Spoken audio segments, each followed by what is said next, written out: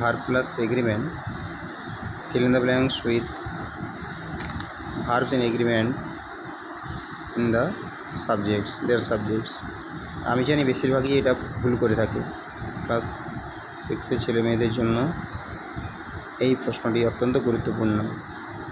Curry and rice, কারি এবং rice এই দুটো শব্দ দেখার পরে সকলেই কিন্তু আমরা আর লিখে থাকি, কিন্তু এখানে এ আর না হয়ে এটা করতে হবে ইজ, যেহেতু এটা সিঙ্গুলার একটা পার্টকে উল্লেখ করা হয়েছে। দ্বিতীয় নম্বর হচ্ছে নো নিউজ।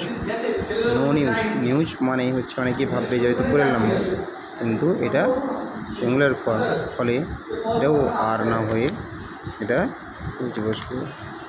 3 নম্বর every one, every one, every one প্রত্যেকেই, এভরি ওয়ানের পরে এজ। আর এরপর neither his father nor his mother, এটাও নাইদার নর থাকা মানে এটাও সিঙ্গুলার ফর্ম বোঝাবে। Neither his father nor his mother, এটাও কিন্তু আমাকে সিঙ্গুলার ফর্ম করতে হবে। ওয়াজ অ্যালাইভ, এখানে কিন্তু ওয়ার হবে না।